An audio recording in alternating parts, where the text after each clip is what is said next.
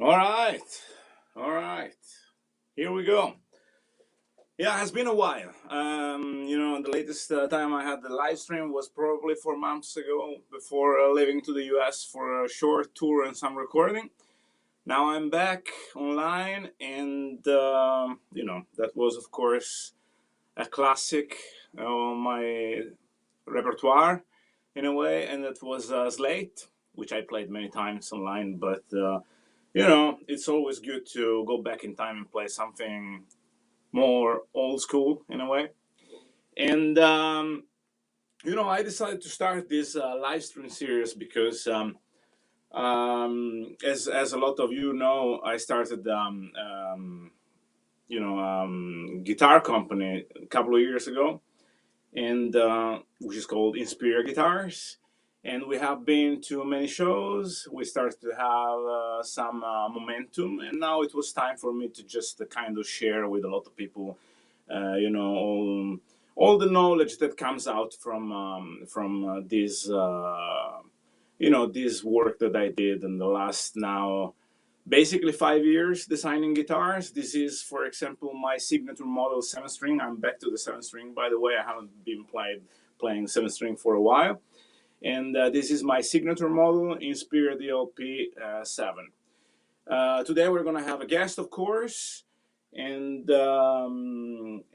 we started this series, so we're gonna have a lot of guests in the next bunch of weeks. Starting from today. If you have any questions, you can just type in, and we are online on Facebook, on YouTube, on Twitch. Both on the YouTube, on the Inspiria YouTube channel and my own channel. And I already see there are some comments coming in.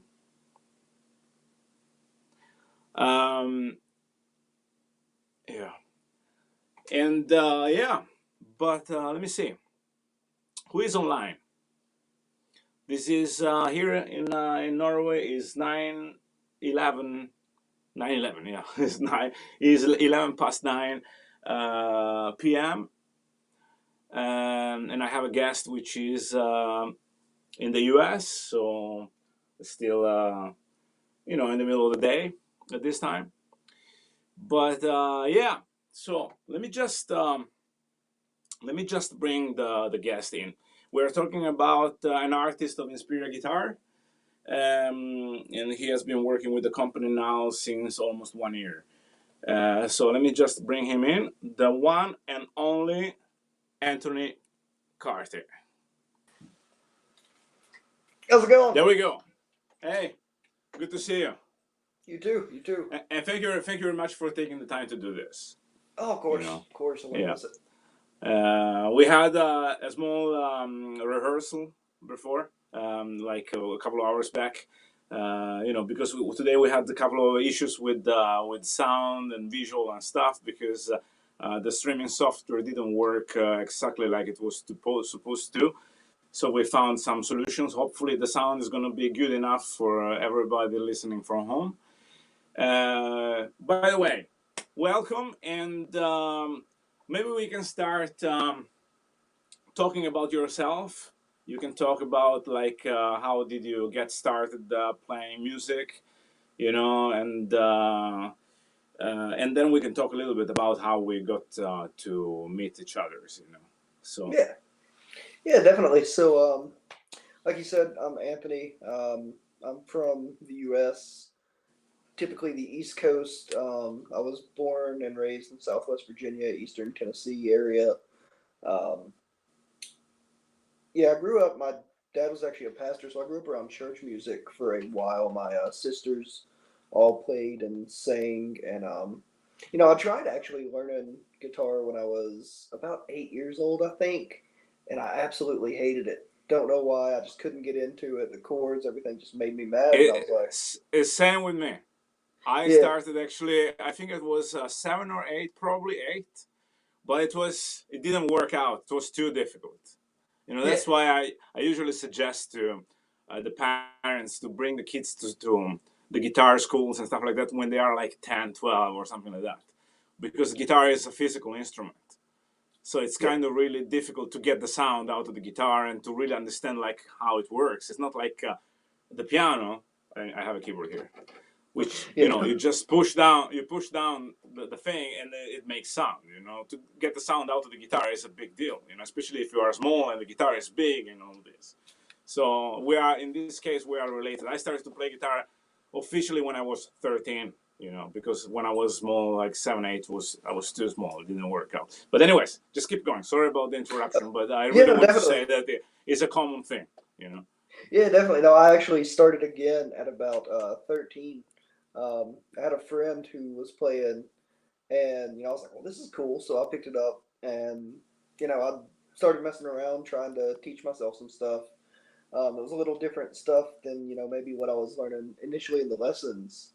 Um, but once I started playing, I don't know if it was the tactile feel or just the way it made me feel, or just a combination of everything else. I just couldn't stop. And once I started, I kind of knew this is what I wanted to do. So I taught myself for, I think, 3 or 4 years, I believe. And then around the time I was in high school, I think I was a junior or senior, I kind of realized I wanted to, learn as much as I possibly could and go to school, so I'd applied to different places, and I'd reached out to the professor at the university I actually ended up going to. His name was Dr. Robert Trent, and I began studying classical guitar with him around the age of, like I said, 16 or 17, and continued studying with him until I graduated from Radford in 2018.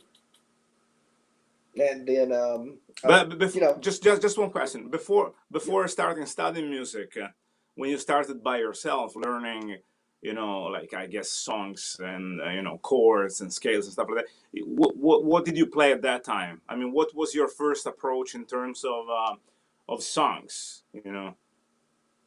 so my first songs, it was honestly like southern rock, like Leonard Skinner, stuff like that. I think it was more because of the area I was from. I really Yes. wanted to play, like heavier stuff, and I got into like, I guess Atreyu stuff like that as I was getting a little bit older. But my roots really were like the southern rock and stuff like that. Um, and then, I kind of progressed. I think as we all do into heavier music, or that I've noticed at least, just I progressed mean, into heavier stuff. especially guitars player. Yeah, yeah, that's what I've noticed at least. Yeah. And then I've obviously had went into Metallica, Maiden, stuff like that. Um, just really anything that struck, not to have a pun, but struck a chord with me. Um, I just wanted to learn everything I could and take everything in. Um, but then, so even after I graduated college with my degree in classical, that of course focuses on fingerstyle guitar. I was still noticing some technical, I guess, walls with my electric playing. So I've been like studying some stuff online and stuff like that, Mhm. and I So just still online, wasn't hitting. sorry, online. So we're talking about what period? So I this mean, is the past 3 or 4 years ago. I couldn't like. okay. I was still hitting walls. I was trying like these online videos and everything, and nothing was really cutting it. And I was thinking like, well, why don't I just take lessons? And I was actually watching a video. It was a video of Jason Richardson talking about his old teacher Matthew Mills, and I was like, oh, I gotta find this guy. So I did some digging, found Matt, and then I started studying with him, and it's where 99% of my technique comes. Got to give credit where it's due. Um, then he helped me accelerate my electric playing to the level that I was wanting to get it at for sure. Yeah. I mean, of course, you are younger than me. So when I started playing the guitar, there was no internet, of course. It was in the 19. I started in 1993, which was basically 30 years from now. So this year, Ah, actually, in December is 30 years.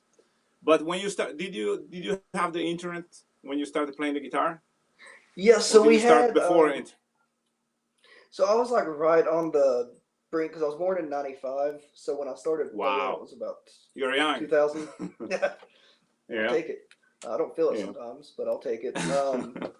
But yeah, so I started, I guess, with like trying to play stuff by ear and all that stuff, and then it was right around that time my family got a computer. I was able to start looking up tabs, and then back then we didn't have like pro tabs and all that stuff that makes it Yeah, I really mean the internet at that difficult. time was, of course, wasn't of course the internet that is nowadays. I mean, it was before YouTube, which is the ultimate tool for learning things in a way, because it brings you like the knowledge there in a really practical way.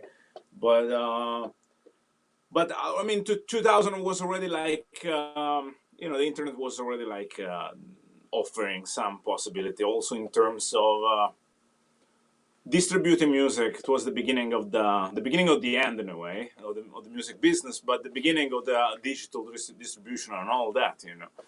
So I remember actually in 2000 I had a couple of friends in bands who actually they managed to have their music online, which was a big step. Hmm. But I can assure you that when I started playing the guitar, it was really difficult to learn because, of course, I mean, we all had like the VHS, you know, and like the manuals, like the books and all this, but they were really expensive, so it was really difficult to for me at least, a teenager, to buy those things. But so the way we learned how to play it was just listening to music all the time and try to figure it out things by Yeah. ears. And it was like, I remember I learned the scales just because I was kind of improvising, over the Metallica music, let's say, and I was like, Yeah. okay, that must be like, A, B, C. That might be a minor scale or something. So, Yeah. and then of course, I mean, in my case, then I went to the music college and all this. But then, of course, I figured out, the names for things and why some stuff were sounding the way they were sounding and all this. But in the beginning, it was all a mystery in the '90s, the '80s and the '90s. Yeah. So, and did you graduate as a professional guitar player, right?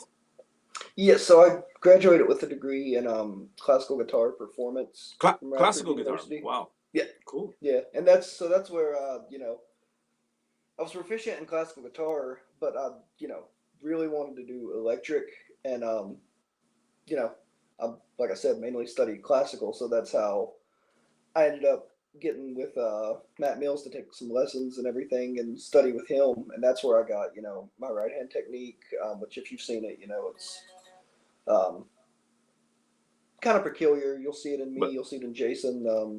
Some other players. were you playing with fingers at that time on the So classical guitar, so of I was course? doing it. Yeah, so I was doing that. I had the nails and everything. Playing classical, but I still played electric. Just it wasn't my main focus at the time because the area. There weren't too many opportunities to study I contemporary understand. guitar Yeah. unless I wanted to go to the West Coast or I think Miami. There weren't really any options for Yeah, that. I So it was was I either was I was about to ask why you didn't attend, because I mean, the thing is, let's say I grew up in Italy, and in Italy, I'm not sure about now, but I remember when I was there, you didn't have really so many chances to get to learn. Like at school, electric guitar. There was at that time the conservatory, and that was more classic. Was only classical guitar and probably jazz. I'm not even sure at that time. yeah. Probably nowadays, probably they teach electric guitar. I'm not sure. In Scandinavia, where I live now, I heard a lot of metal people. They went to the conservatory and they learned how to play electric guitar. Hmm. So Yeah, that's awesome. Yeah, as far as I know, a lot of them, and then even in Tennessee now, I know there's some like folk music or bluegrass country programs, stuff like that. Um, but I'm not too familiar with that many, whether it be rock or other contemporary music programs in the U.S. aside from like the obvious Musicians Institute, Berkeley, stuff like that. Um, but yeah, just that's kind of I wanted to get like a foundation, like a classical foundation, yeah, when I started studying with Dr. Trent, just so I would understand, the basics of like theory, harmony, composition, stuff like that. And I got that. I definitely got that out of college for sure. hmm I think the biggest thing that I learned moving on from that was the electric technique and of course some improvisation things, stuff like that as well, and then more exotic scales, whereas a lot of classical music is more based around the major scale, not quite as modal or anything like that. yeah. But I'm wondering, there is a lot of, I mean, some neoclassical influence in your music. Yes. So Yeah. it comes from learning the classical guitar. Do you think? Or I think it's it's more because you like people. I mean, guitar player Ingrid Malmsteen, or I think it's a mix of both, realistically, because in classical music, it's for the most part, at least with like more classical and baroque and stuff, it gets a little different when you go into romantic and modern stuff, but it's more structured, and I think I like that in my solos because you'll see some like players just kind of do whatever and not really think about like 16th notes, 32nd notes, whereas if I'm doing something so on and so forth, I like it to be structured, yeah. and think about what the rhythms are, and so on and so forth. And did you play in bands before starting your solo project? I did, yeah. So I played in a band all throughout high school. We just did, rock stuff like Three Doors Down, the Black Sabbath, anything Cool. and everything really. I did that for a while. I played in jazz bands in college, of course. Just for the what's the word? The experience, of Yeah, like course. yeah, yeah.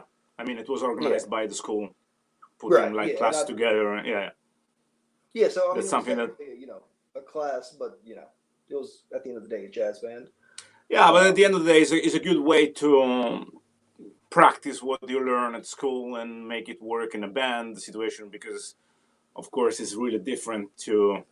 I mean, like Frank Zappa used to say, information is not knowledge. I mean, you learn something, you read, you try by yourself at home, and then, of course, I mean, unless you don't try it out with the band or in live situation, you don't really make it yours. I'm still kind of understanding a lot of things that I studied at the music college nowadays when I do like composition in the studio, or when you do like the practical work. So yeah, yeah. And when did yeah, when did you definitely. decide when did you decide to go solo? I think that was we met 2 years ago, so right around then, about 6 months before we met, so roughly Okay, around 2 years but ago. you already had an album when we met. Okay, of course we need to talk about when we met, and we did meet in at NAM Yeah, 2022. yeah, yeah, And yeah. yeah, but you already had an album at the time, right? Right. So that came out right before that Nam show. Okay. Yeah, so it hadn't been out long at all. Hmm. And Um, on the album, you have some guests. yes, yeah. So I've got two of my favorite players. I've got Matt Mills, which I spoke about him a little bit, and then Michelangelo Badio on it as well. And I think he's here. It's Matt. Yeah, yeah.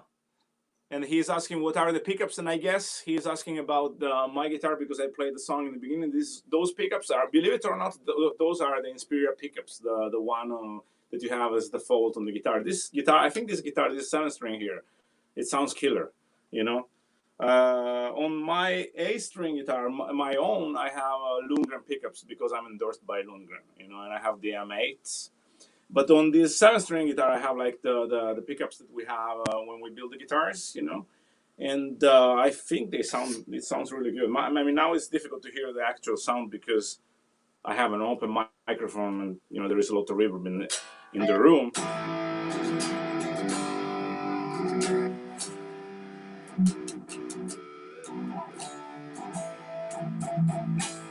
I haven't played this guitar for a while. I think it sounds killer.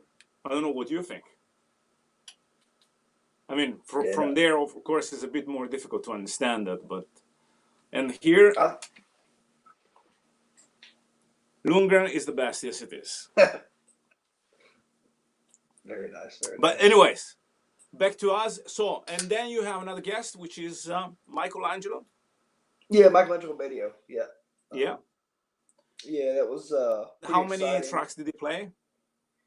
Played one solo. He played the solo on Death, which is the final Oh piece yeah, on that album. that's right. Yeah, Hmm. it's How did insane. Nope, good. how did it work? Like, did you send a song to him and he recorded over that? Did you guys meet and did it together or? Yeah, yeah. So he's a super nice guy. Definitely wonderful to work with. I sent him the track, gave him the key and the tempo and all that, and he recorded a solo over it and just sent that back to me as a WAV file. And then he of course sent me the track with the solo in it. Not mix or anything, just because I was gonna get it mastered and everything. But yeah, and just kind of sent it over like that. So I just had the WAV file, and it was pretty awesome. Cool. And Yes, are you planning a new album?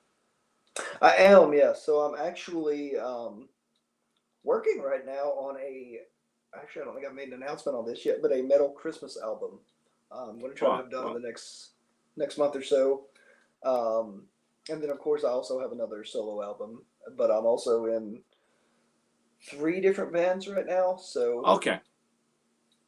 yeah, just trying to So stay so busy you're for so sure. you're not only instrumental solo guitar player, which would be already like a lot of work.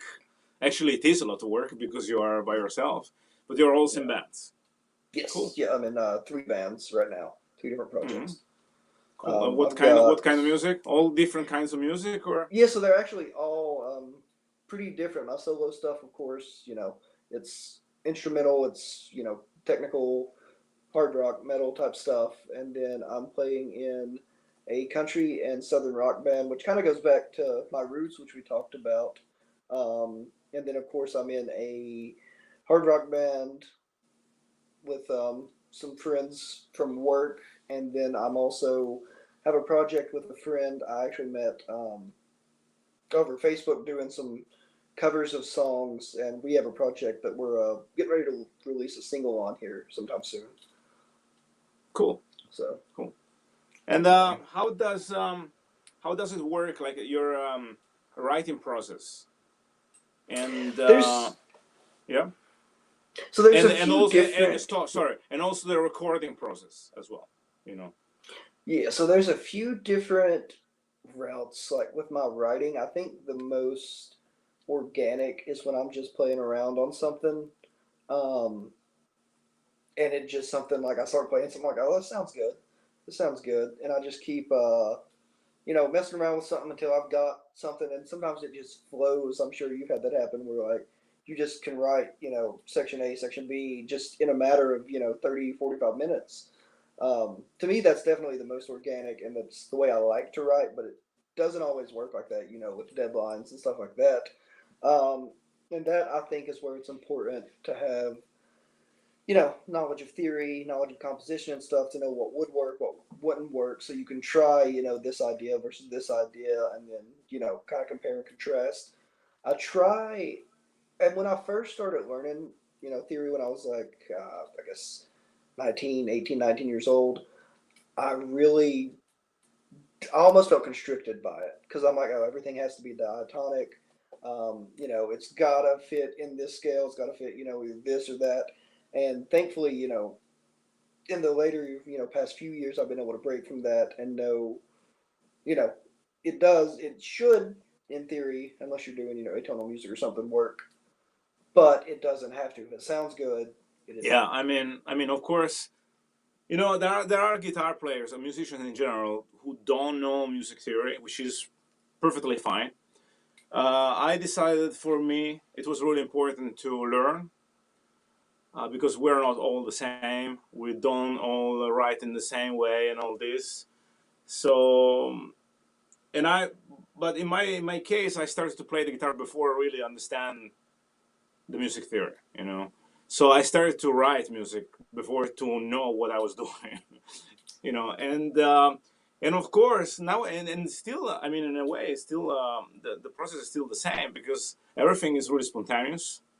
And then I kind of I get it out, and then I understand why it sounds the way it sounds and how to eventually maybe kind of manipulate that a little bit and make it more smooth for the listener, or but at the same time I also think that the rules are there to be broken sometimes in order to be able to push the envelope in a way.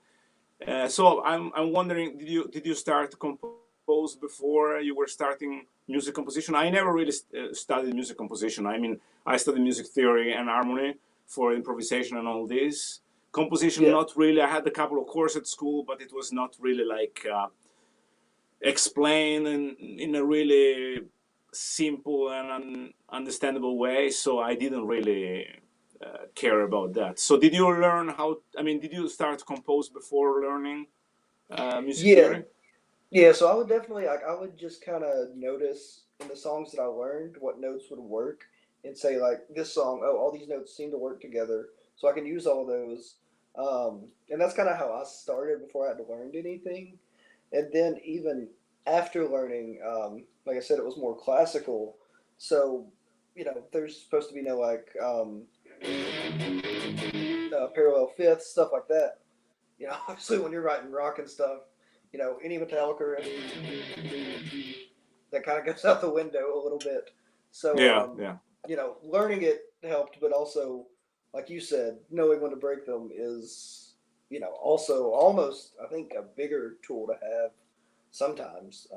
Yeah, but I mean, and that's true what you say, especially like in heavy metal guitar, thrash, and all this. Sometimes we don't use so much knowledge that we maybe learned at school or whatever. But I noticed that when especially now that probably I'm getting older or whatever, when I'm in the studio, I do a lot of arranging of and orchestrations.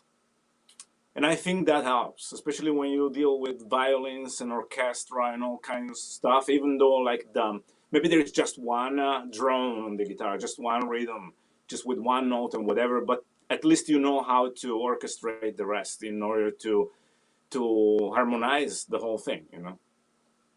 I think So arranging definitely is where, the theory knowledge comes in to play the biggest for me.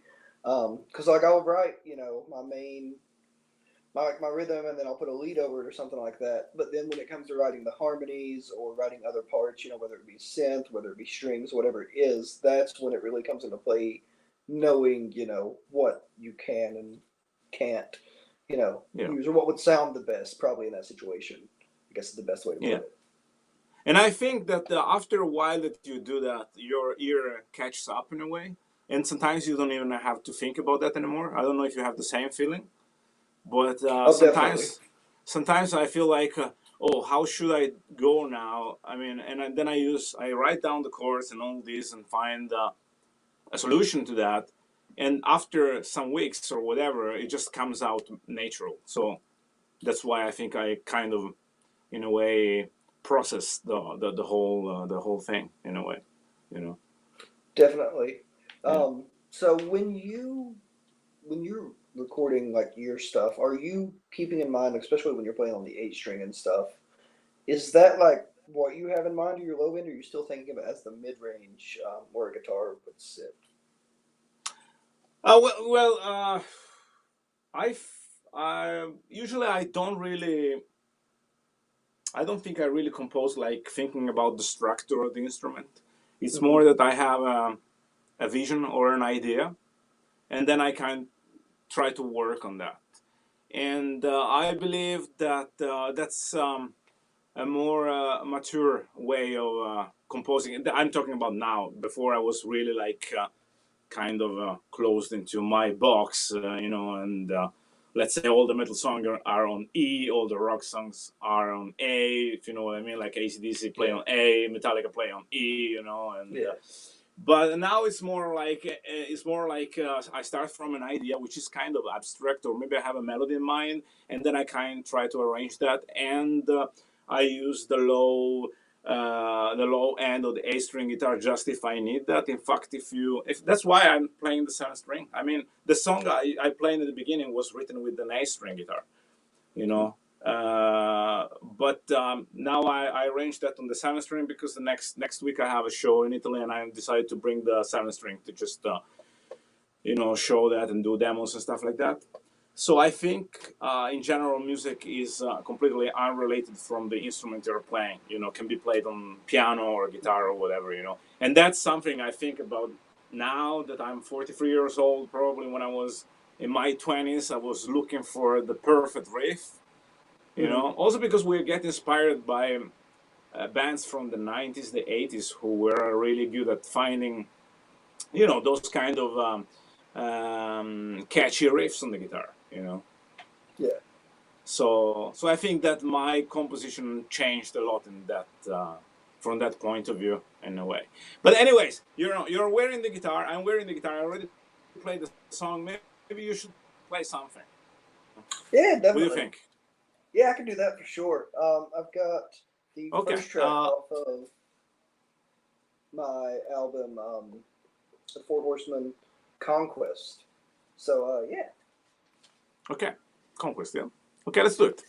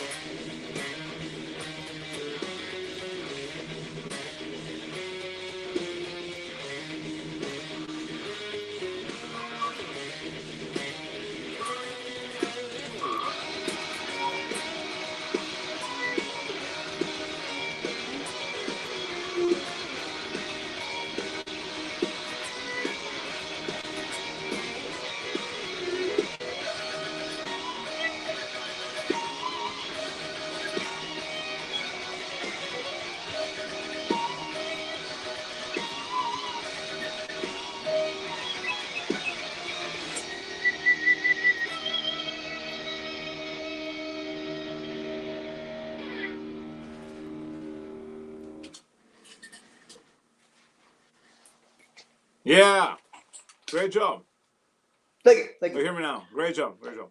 And Yes, I remember definitely. this. Thank I you. remember this song. I think you played that at NAM at the booth. Yeah, yeah, I Yeah.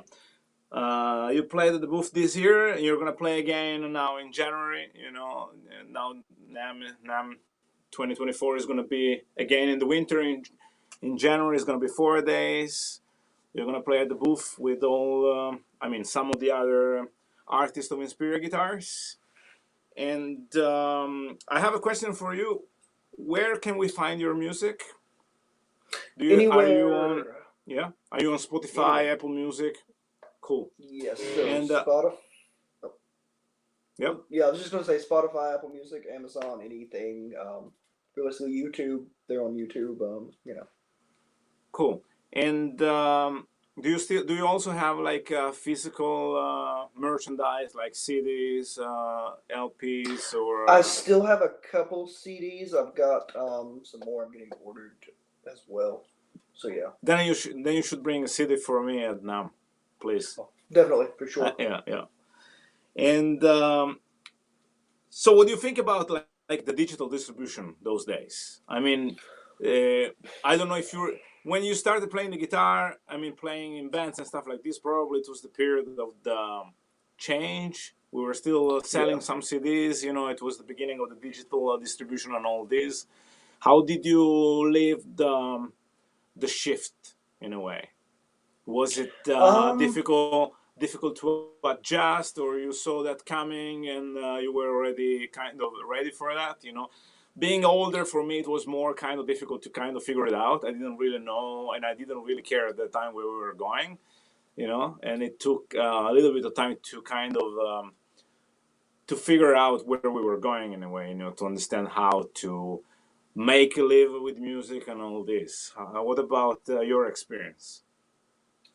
Yeah. So I was when I first started, you know, years ago. I guess I wasn't really thinking about distribution or anything like that. I just wanted to play, and in my young naive mind, I was like, oh, I'm gonna get discovered and I'm gonna get rich, and I didn't know how it was gonna work. I just thought it was gonna happen. Um, and then of course when I went to college, I also didn't spend much time focusing on that either. So only after I got out and really when I released my solo album is when it kind of hit me that like, there's no CDs being sold. There's streams, and I think I made like a total of $18 from the streams. And Death actually got quite a few listens and downloads and everything because it featured Michelangelo video. So um, as a listener, I definitely appreciate it because I can listen to anything I want at any time. But of course, as an artist, it's presents some challenges for sure. Yeah. So you use Spotify like to listen to music usually because it makes it Yeah, easier in a way. it does, and I mean, I Yeah. guess that makes me as much part of the problem as anyone else. But I use mainly Apple Music just because you can find really Yeah. anything, make a playlist, Yeah, and you have I mean, all of your it's just with this is the way it works nowadays. So yeah. I also use Spotify, you know, because I have those albums, but sometimes I just stream from the telephone in the car, or you know, and it took a little while for me to kind of make peace with that in a way because I remember some like probably 20 years ago almost I was really disappointed and pissed off because of this change and the collapse of the music business. But I guess we all have to adjust to the evolution of things in a way. So you know, but I still like I don't know, but I still like to listen to the CDs and the music that I have on CD that I listen on the iPod and stuff like that. They have more value for me probably because I grew up listening to those albums. I don't know, but I still buy some albums, but not that often because of course it's more difficult to to to buy online and there are no stores anymore and all this, you know, so it's just easier to just stream it and that's it. But I think we kind of give a little bit less value to the music in this way, you know. I just leave it like this as well, you know, in a way. You know, I think there is still great music released nowadays. you know. But the thing that we don't get, like the physical product, we sometimes we just forget how the cover looks like, and all this is we are losing something there, I think. I definitely agree there. Mm. Because like when in the past an album would come out, you would have to go, you'd have to get it, you'd have to hold it, wait either until you got home or at least to open it and listen to it. Whereas now it's like, oh, there's a new album by oh, I didn't even know that. Click it, it's Yeah, happening. You know. yeah, So I think you lose some of like the I guess some of the excitement, some of the yeah, and the charm. Mm. definitely, yeah, that's a good Yeah, word. and you released your EP last year, and you got some endorsements. Um, you're endorsed by, of course, by Inspiria guitars. That's why you have an Inspiria guitar right now. Inspiria guitars DLP6. By the way, everybody can check out the guitars on InspiriaGuitars.com. And but you also have some other endorsements as well. Yes, yes. So I'm endorsed with DR Strings as well as Driftwood Amplifiers. Oh, cool, cool, Yeah. yeah. And what is the gear that you use mostly? I mean, we all use sometimes the same gear, especially nowadays, live and in the studio, maybe in a different way or something. Is there any difference for you? Do you use the same gear live and in the studio, and vice versa? So I've recording most of the time I use a Fractal FM3 just because of the simplicity. There's no miking, there's no volumes, there's no there's plugging in the XLR in your interface and you're good to go. Um, And that's because you record at your place, right? I do actually, yeah. I've got my studio set up behind me here. It's fairly, fairly simple setup is what I've got. I just run my Fractal straight to an interface, um, and I use Ableton as a DAW, and you know, nothing really too fancy. I've got a little MIDI controller, a little Akai. That's how I And do pretty much do everything. you have somebody mixing the music, or do you do that yourself? Mixing and I mastering? used to, as of the past 6, 7 months, I've done it. Started doing it myself. Yeah, also because you Um, started to do more videos and stuff like that. So of course, it's a learning process. The more video you do, I mean, when you do a video, you try to do the best you can with the audio, and you learn a lot about production, and and how to do like the mastering and all this. And of course, there are a lot of softwares nowadays that make everything easier. Not to even talk about all the AI coming. oh, But yeah. um, do you still sometimes like to mic amplifiers, or you don't even do that anymore? When was the latest time you Ah, mic'd an amp? Believe it or not, I did. 20. Believe it or not, I did that 2 days ago. Just because Oh, really? I got a new amp that I had a digital amp that is going to be released tomorrow by Hot Town, which is called Pulse, and it's a digital. It's like the Ampere is a digital amp, but it has two speakers, two 3x5, and I wanted to show how it was sounding with. That's why I mic'd the amp. But Yeah. apart from that, I haven't really seriously mic'd an amp for recording purposes in May almost 10 years now, which is That's what I crazy. was going to say. I think it was like Yeah, 2015 last time I did. Um, yeah. yeah, and it wasn't the best experience. I think that's why I made the switch to modeling, if I remember correctly. It was after that show. I'm like, nah, I'm good. Give me a floorboard call day. Yeah, yeah, it's. I mean, it depends on a lot of things, but and there are pros and cons. The pro is probably, I mean, for me, time is really important. That's why I like to use modders or even plugins sometimes. I'm Yeah. uh, I'm lucky enough to be endorsed by Mercurial Audio, which makes great plugins, and they're just plug and go. And I have my own presets, which are already like on the softwares, and that makes everything easier. But of course, the only problem, I mean, not the problem, but you need to have a really good computer to handle so much CPU and stuff. And that's why probably your approach is a bit simpler when it comes to computer, because you use I guess you use the modeler in the input, you know, or you Yeah, do recording on the DI?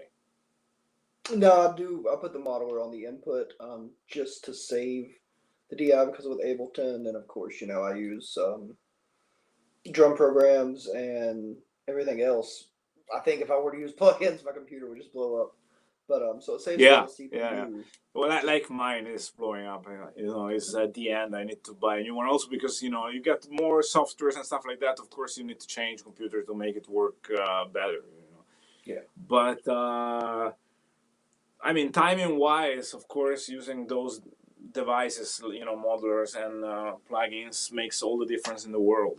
Back in the day, the process was really really long. Miking the amp and all this. But still, sometimes when it happens that I mic the amps, sometimes I do hear something that I don't hear in modelers.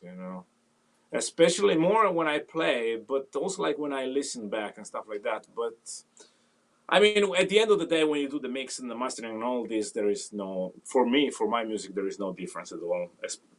Except for the thing that I saved a lot of time, which I can use in doing other things as practicing, which is still really important. you know. Yeah. Yeah, I think. I mean, there are still some people, especially in this area, that are very. There's still tube amps are the only way to go. There's a sound to them, and I'm not going to say there's not, but I just to me, it's not enough of a difference to warrant, Yeah. having a Yeah. tube amp, having to mic it, volumes, levels, and all that stuff. And then, of course, it depends on the music. I mean, our music is more based on modelers. That's probably why the modelers they evolved so much. Is because people like us played. I think because of the That's distortion fair. and all this. I mean, the power that you have with the modelers nowadays is really difficult to get if you just mic the amp in a small recording studio. I Mhm. think. Yeah, no, I agree too. I think it's more even with the edge of breakup tones, they sound really good. At least to my ears through the modelers that I've used. So I don't know. I mean, I see the draw. Wanting to stick with tradition and tube amps, but for my uses at least, I think modeling is kind of the way to go. It's just easier to carry around. It's easier to set up, and then I think with me being in 4 different projects where I have so many different tones, I don't think having one amp would be able to really sufficiently do that. Yeah, Whereas the modeler definitely can. yeah. And live, do you need? Do you use like a MIDI controller or something? I just run my fractal into the front of house and play guitar. Yeah, Realistically, yeah, cool, yeah. cool. By the way, do you have a backing band for your project, your solo project, when you play live gigs and stuff like that, or I festivals? don't. I've put one together a couple of times um, for my solo shows, but it's in the end, it's just kind of made more sense as a solo show to go and just play with backing tracks. If the for me in my mind at least, if the idea is to showcase the guitar playing, it wouldn't make that much of a difference having a live band versus not.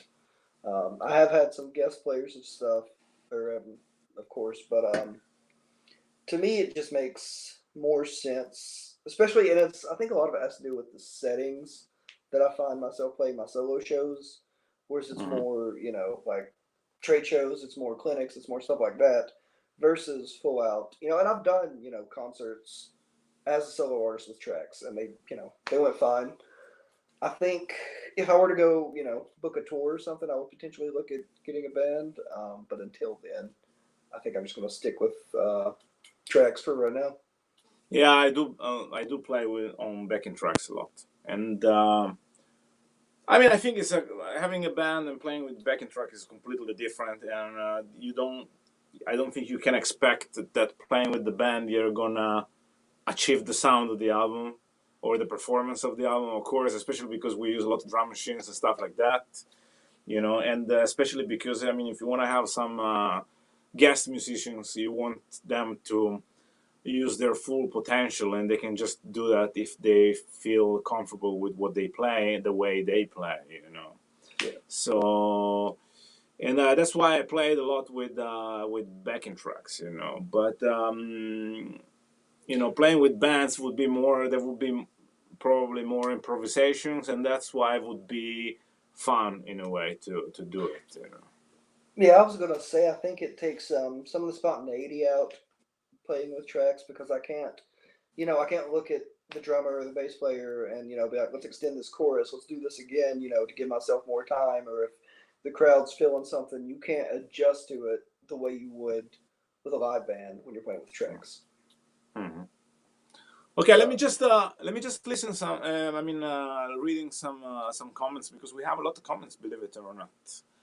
nice. So here there is Trey saying Anthony is great to work with. I had the pleasure of working with him for quite a few years now, and I guess Trey was is a sound engineer or a He producer. is producer, bass player, all around great dude.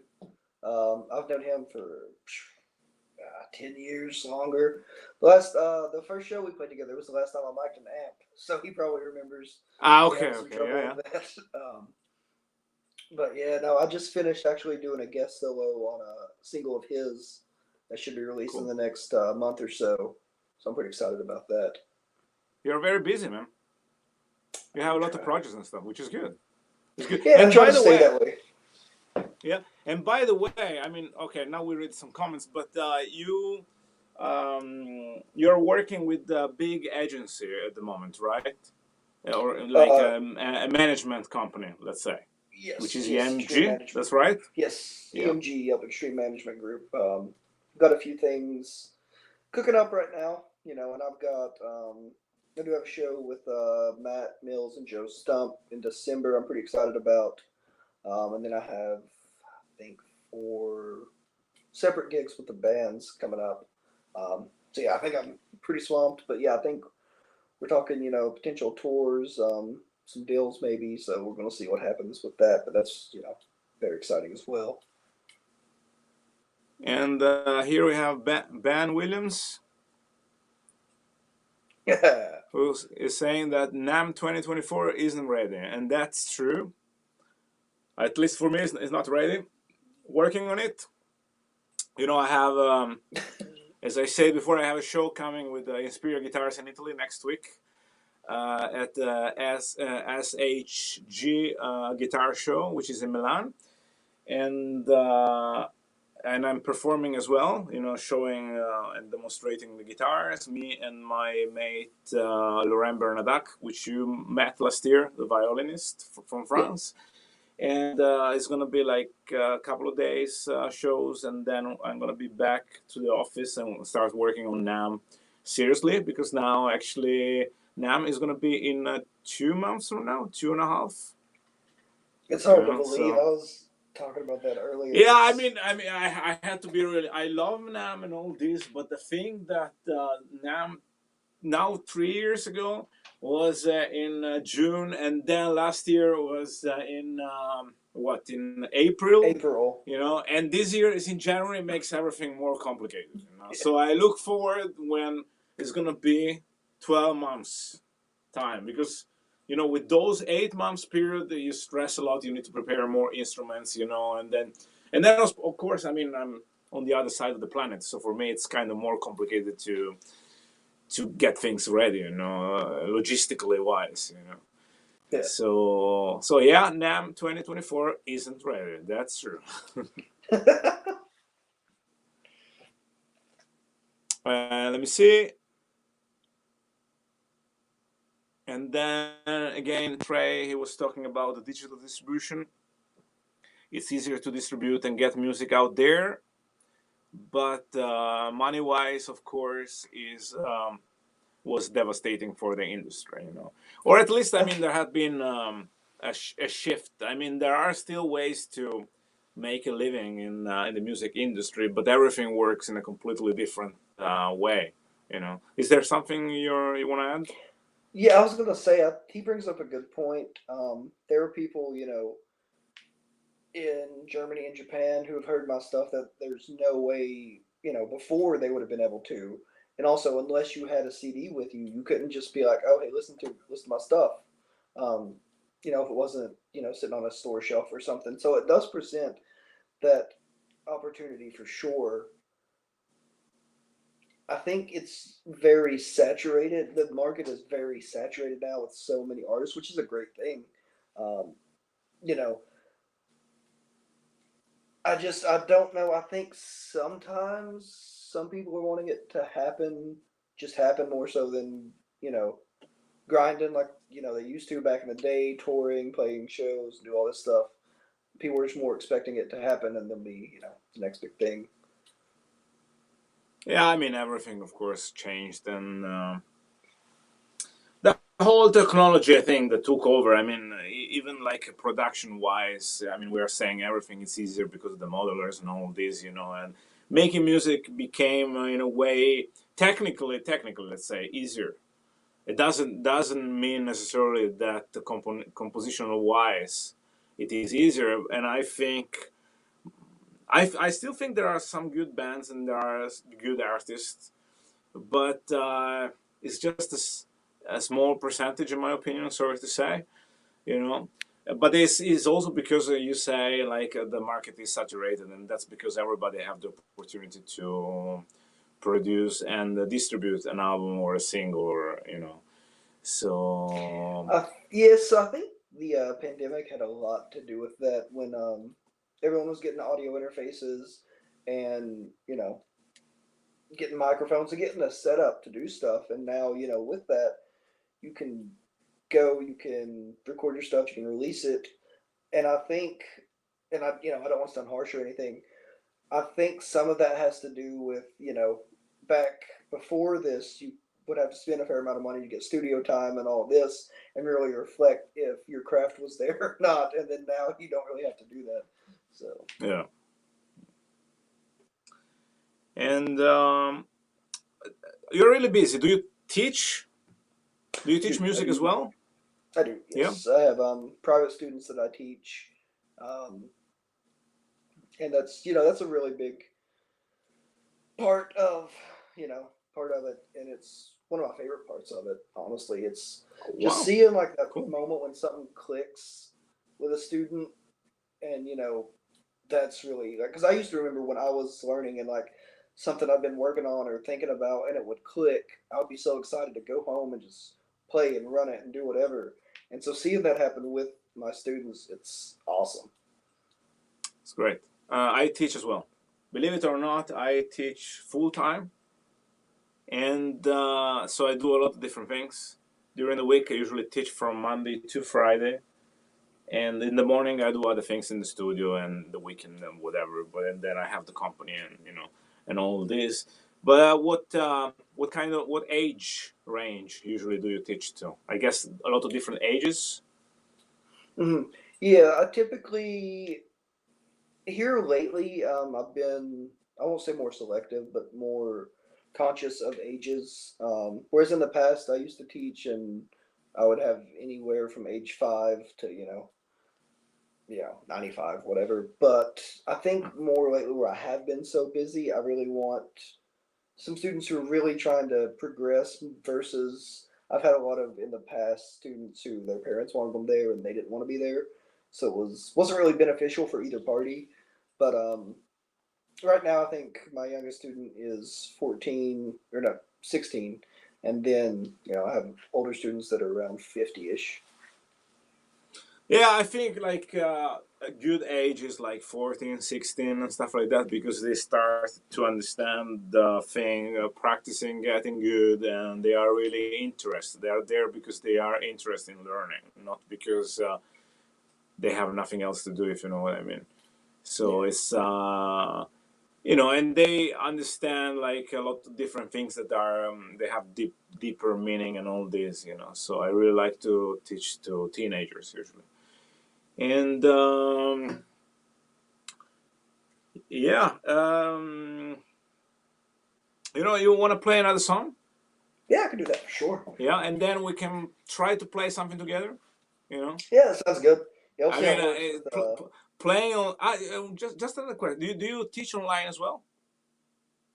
I have in the past. I don't think I have any online students right now, actually, but I do teach online. Yeah, Do you like to teach online? there are pros and cons. I mean, you can't take someone's finger and put it here like you would in a face-to-face lesson, but I think it's opened up a lot of doors. Like I would have never, with my pick, um, I would have never studied with Matt or anything like that if it weren't for online lessons. So I think it opens up a Yeah. lot of opportunity for people to learn from instructors that they otherwise probably wouldn't be able to. Yeah. Yeah. I agree. All right. Yeah. So you play another song which is called. This one is Death. This is the one that features Michelangelo Badio. I did not even attempt to learn his solo, so he is in the backing track now. he's not in the track now because I am not going to try to play his solo. And I fiddled with the idea of having a solo track play. Yeah, I understand. I So- understand that. It's kind of weird because I mean people expect you to play the solo, you're playing the rhythm, and somebody else is playing the solo. It makes perfect sense. Right. But anyways, I mean it's the title of the song is really easy to remember, Deaf, so they can just find it on Spotify or Apple Music or YouTube. You know. So, all right, Yeah, and let's do it. Okay, yeah, definitely. No, just go ahead. Okay, take it later.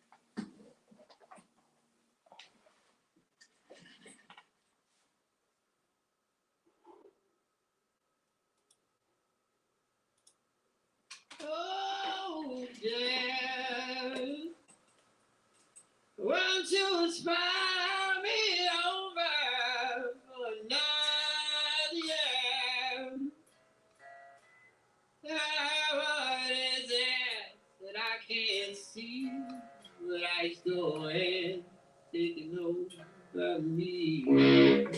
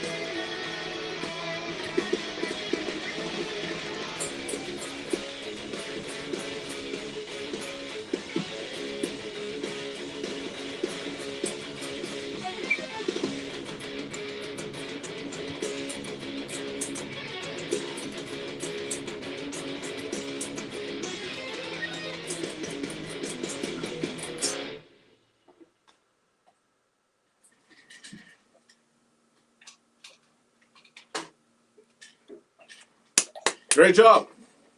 Great job.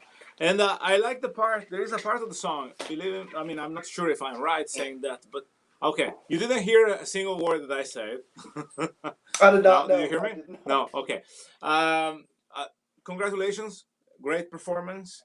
You know, I like the song, and there is a part of the song which I'm not sure, but sounded like you switched from minor to major. Is that Yeah, yeah. possible? So I'd switched from the parallel to the parallel major, um, because I think a little back information. The album is a concept album, and each of the songs was supposed to represent one of the four horsemen of the apocalypse, hence the name Four Horsemen. So Gotcha. there's Conquest, the first one I played, and then Pestilence, War, and Death. Um, so in my mind, like I split each song up, kind of, and had them own their own little stories in my head. Um, but this one, it's kind of like something's chasing you, something's chasing you. The major section, oh, you're there, and then when it hits the goes from the F sharp down to the F to make it minor again. It's like, oh no, no, it's still coming. And then Cool. the very end. But did you think about that before? Did you think about that before writing the song, or did you write the song and then you figured this out? I mean, the story later. How did it work? Did the story I start thought before, or vice versa? it was before. It was definitely before. Because I wanted it to kind of be more. I guess I don't know what the word I'm thinking of is picturesque, more representative of the individual story. Because I mean, I guess in theory, you could make any metal song about death and say it's death if you wanted any instrumental piece. Um, Hmm. but I wanted to kind of represent something a little deeper than that with this Yeah, one. I mean, it's something that honestly I never done. Like starting with an idea of a story first and developing the music according to that. In my case, it goes the other way around. I don't know how, but I get some music out in a way, and then the music gives me an idea about the story in a way. I mean, and that happens with anybody else who is listening. You listen to music and you have a vision in a way, I guess. I mean, at least people who have like musical sensibility and stuff like that. And I have some friends who do the same. They have a story and then they write the music over the story and stuff like that. In my case, it never really worked that way, But I think part of that is from the classical side, because I remember my old professor telling me these stories about, you know, one of my favorite pieces was the Hungarian Fantasy, and J.K. Maris had heard a story about a castle, a brilliant castle, and wrote that piece, and then I would hear stories like, for example, there's a piece that's based on the book "The Fall of the House of Usher," the Usher Waltz, stuff like that. It always intrigued me, and I like to find, for example, this part of the piece represents this happening in the story, and I will always connect it with stuff like that. So I think that's why I put it into my own music. cool. And read some comments here. Trey, he says killer, of course, and I agree completely. And then Seth McKay, he wrote actually two times the same comment in two different pages. So Anthony is an absolute beast on the guitar, and I agree, of course. Very fortunate to play music with him, and I'm very fortunate to have you as an artist on Inspiria guitars. Thank you, You know, thank you. yeah. No, no Very problem. happy to No be problem. And I here. look The only I look forward to NAM and everything else we can do. Also after that. This is yeah, definitely. we're just getting started here. Oh yeah, for And, sure. and having people like ambassadors like you and Lue, and now Johan, anybody else for me is a blessing. Yeah, It's definitely. Yeah, great and to I have it's great to have great musicians and especially really nice people to work with and that is easy to work with and all this and they are passionate enough because it's doing this work that I do is full of challenges. There are a lot of waiting times and all this. So I'm lucky to have people on board like you who are really patient with me, and I'm patient with all the other people I work with, and on the production side, designing side, and all this. That's the biggest thing I think in the industry is just be nice. I've met so many people who, whether they had great products, whether they were extremely talented musicians, they just weren't good people. So I would rather, you know, like that's something I've never understood. So I'm very, fortunate to be working with you, of course, who's an awesome person Thank and you. makes awesome Thank you. guitars. Um, Likewise. Thank you. thank you. I mean, I have been, and I'm still on both sides because I'm artist. I have been an artist for, as I told you before, 30 years. I Yeah. still write music. Music is still, of course, after family at the first place. I mean, it's family, of course, take the first place, and then there is music.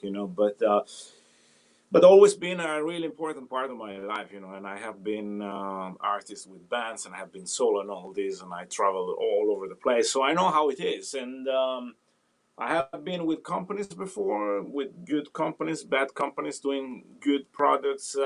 Some people were nice, some people were less nice, whatever. But I saw that at the end of the day, like nice people, they attract nice people, And I have been fortunate to work also in where I saw that the first a nice person, So, and I learned from them, or at least I'm trying. I have a question for you, and this you write a lot of instrumental music. If your music, if you had like, because you have stories and stuff like that, if you were writing lyrics and you would like to pick up a vocalist for singing your music, who would that be? So I actually have a vocalist on one of my other projects, but are you asking like if I had to pick any vocalist to sing all my stuff? Yeah, Um, somebody like who is maybe like who is famous, and just to have an idea of the kind of vocalist that you would like to have if you could, in your dream there team, either I would love to have Spencer from Periphery or Claudio Okay. from Coheed. I Okay. know Cool. Claudio's not really Claudio Sanchez isn't some people's, you know, really jam, but I love it, man. I mean, Spencer Periphery, he is, of course, really versatile. So Yeah. that's a good thing. He can sing whatever he wants. But I was thinking about, of course, a really high level of popularity. Bruce Dickinson would be a great vocalist for Oh your yeah. music, I think. Right? Yeah. That's fair. I do cover a Maiden song in my live sets a Yeah. lot of the times. Yeah, you Yeah. have the Iron Maiden shirt, of course, and Oh I, yeah, yeah. I grew up with Iron Maiden, so it was probably the first metal band I ever listened to. And let's see, do you have any like short terms plan? Like something to achieve with your music, or some tours, or are you working on something that is going to be released soon? I mean, I you told before you said they are working on a Christmas album. Yeah, I think my short term plan is to successfully get through, not get through, but successfully perform all of the shows I've got scheduled until the end of the year, as well as release the album. Because I don't know about you, but after like an album release or after a big show you're thinking of, like that feeling of relief, it's like and you kind of have stuff to focus.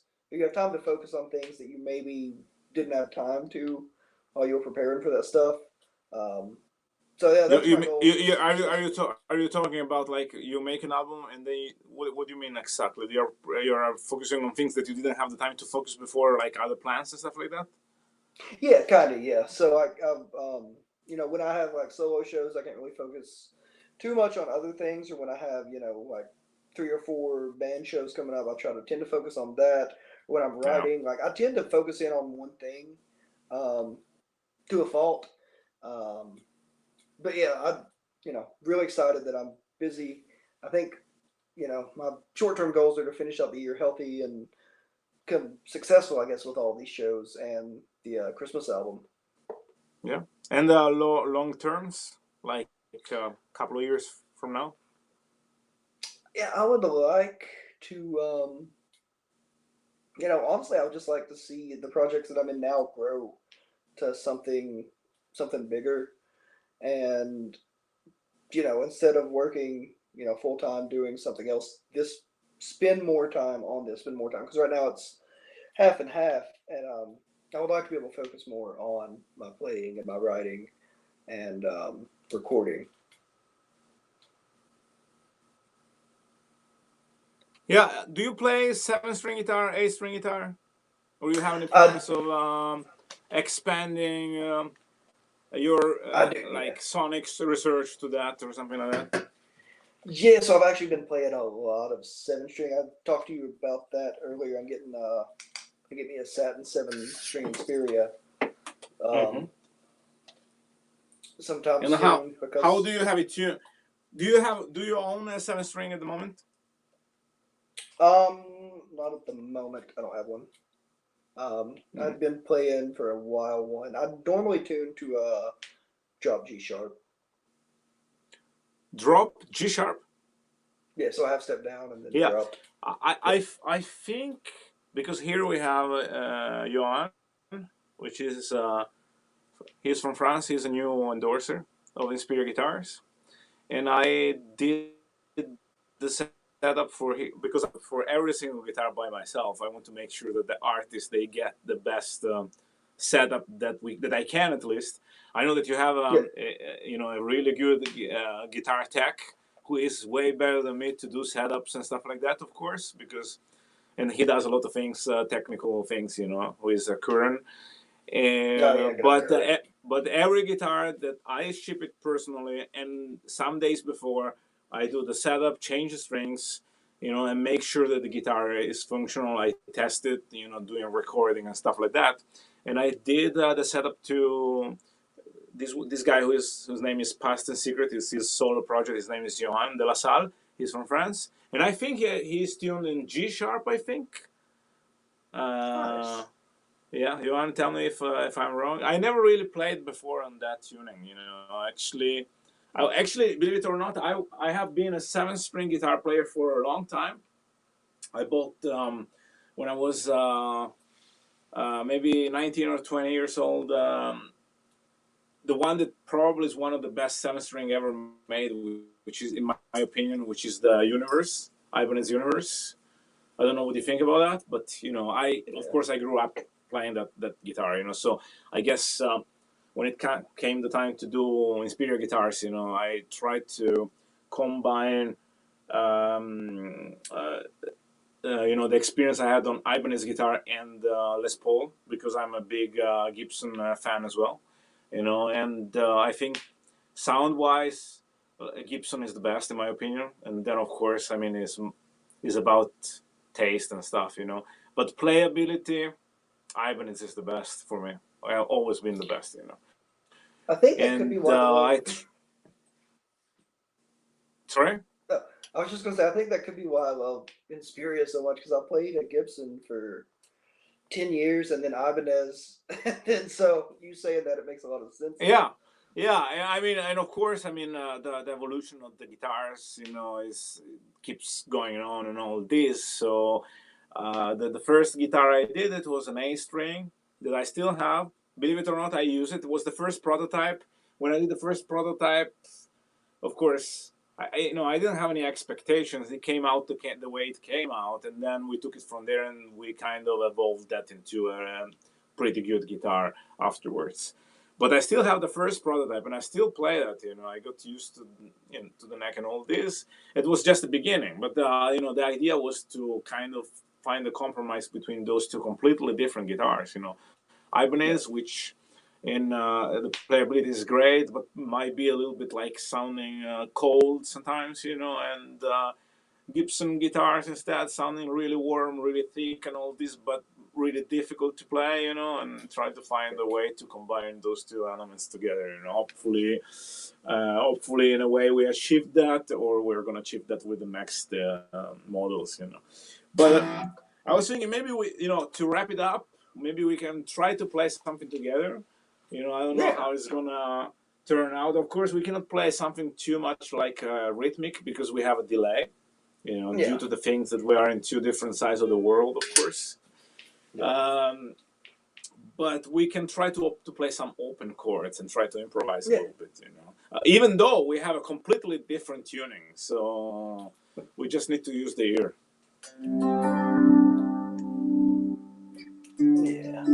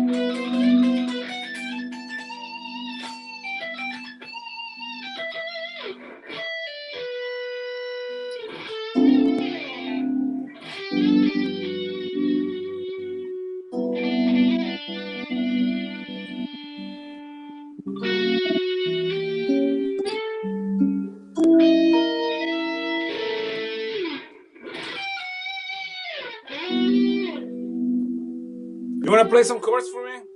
Yeah, for sure. You want them in A flat? Yeah, A flat. Let's do it on A flat. It's really easy to improvise on A flat. Yeah. Now I'll do I'll go G here. G. Yep. Okay, that's true. G. That's right. All right, that's right.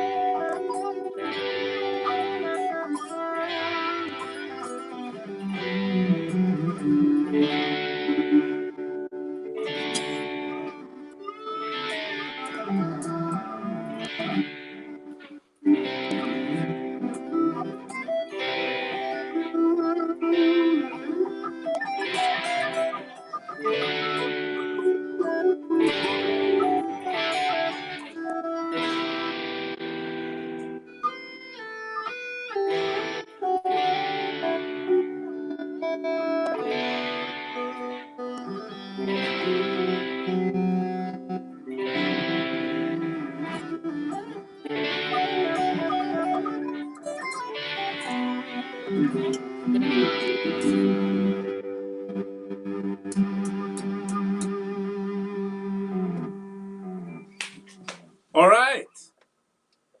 So I think we're gonna wrap it up. I'm gonna just read a couple of comments. Let me see. Before then, this is really interesting. Mr. Broom say that when you drop the pick, you remember you dropped the pick, and we heard like boom.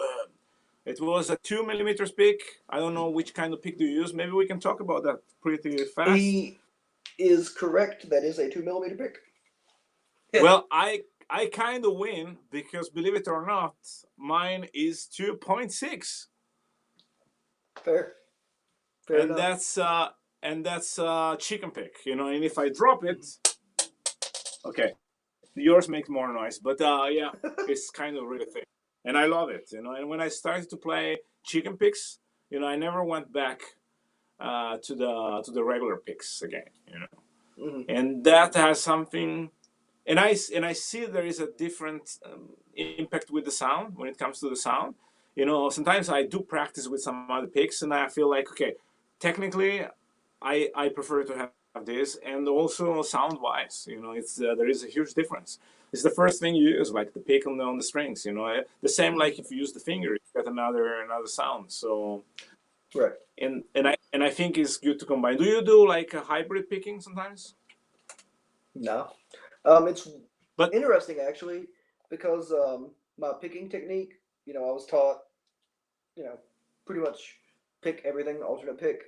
Um, so I guess I was taught more like if you should be able to alternate pick it instead of having to hybrid pick. There's at least the kind of the mentality that I've got, which I know that there are some wonderful hybrid pickers that play things completely insane. I just think for my personal technique, I just try to alternate pick everything. I've had a lot of people ask that, but to me, like it's two separate things.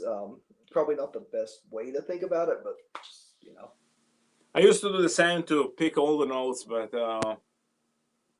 I guess my playing style changed all over the years Hmm. because before I was practicing way more hours and I was sticking at the alternate picking, which is good because you work out a lot. And then I guess I did. I kind of changed style in a way, and I do a lot of hybrid picking. Not really that I studied that, not at all. But I see that, of course, stuff like string skipping are easier if you use fingers Yeah, together with the pick. And at the same time, you get like a different sound, which would be maybe beneficial to the result, perhaps. And definitely. I made a style out of that. Plus, I think there are not so many metal players playing with fingers. But I noticed that I don't know why, but the new generation they play more and more with fingers. I have a Yeah. lot of students, even like really young, and they decide they don't want to play with the pick, or at least they play with pick sometimes, but most of the time they play with fingers, and they Hmm. kind of developed developed some kind of already since the young age a personal style in a way, a personal I, right hand style. I feel like a lot of that has come with the success of Polyphia and stuff like that. Because I've Yeah, noticed that as but well. I feel it came even before. I mean, I think Polyphia is actually the result of that process, in my opinion. Could be, It's already like okay, of course, Polyphia they have been around for a while, but I never heard about them before 3 years ago, which is my fault because I'm lazy to get to know new bands. But I guess it's the new generation, So is Polyphia I think is a result of that in a way, Of course, they have their own sound and all this. Anyways, going back to Johan, he says his tuning is drop G drop G. 1172. 1172. What do you think about the 72 on the G? Uh, Isn't that thick? it is thick. But there is a point. I thought it was thick as well, but there is a point sound wise. Yeah, I mean, because I've played, I like really light strings. I mean, half set down and just playing tens on this. But Okay, 10 is okay. I mean, if you think like Ingrid Malmsteen, I think he used 8. eight's an E flat, yeah. I don't know how that happens, but He's 8 in E flat. yep, Wow. yeah. With Yeah. scalloped frets, so I mean, it's got to be the lightest touch ever. I remember I But used 8. I remember I used 8 in a period because I have a tendonitis, and it was mhm. making easier to just do bending and stuff like that. But I was breaking a lot of strings, and as soon as I was back on track with my arm, I just changed back to. But I use 9, sometimes 10 on Les Paul In because standard, everybody say that you should use at least 10 on Les Paul. So I felt bad about using 9. I used 10. fair, fair. I use nines on standard, in standard tuning. Unless, like you said, it's 24 3/4 inch scale, then I will use tens. Um, Yeah. And on the 7th string, it depends. Sometimes 56, sometimes 58. When I drop down to A, 64. On the A string, I have the 8th string, which is on 080 if I drop it to E, but it depends on the guitar, you know. mhm. Sometimes 072, you know, or 074. It depends. It depends by a lot of things. And It's fair. I don't know about where you live, but here in Norway there is a huge difference of humidity between the winter and the summer. So it happens that in the winter the action gets really higher, so you need to constantly set up the truss rod, and if you have like two thick strings, the action end up to be really really high. Do you use low Yeah, action? I do. I use really low action. I think you remember even you said something about it at NAM last year about how low Yeah, it because I use high action. I just Yeah. got used this way, and I like the sustain, but it's more difficult to technically to play, of course. And then I saw that the action was really low, so I was like, wow.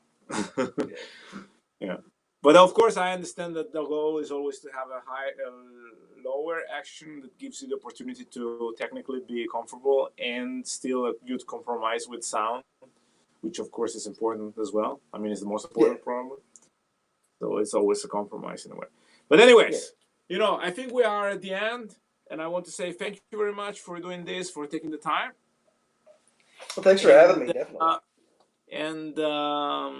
I look forward to meet you in person again at the next NAMM. And anybody who tuned in, thank you very much. You can listen to Anthony music on Spotify, Apple Music, and all the. What is the name of the album again? The last album that you released? Four Horsemen. Four Horsemen. Yes.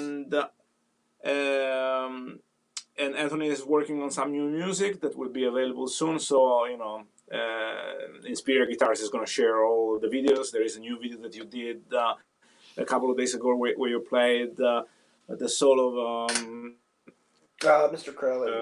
Mr. Crowley.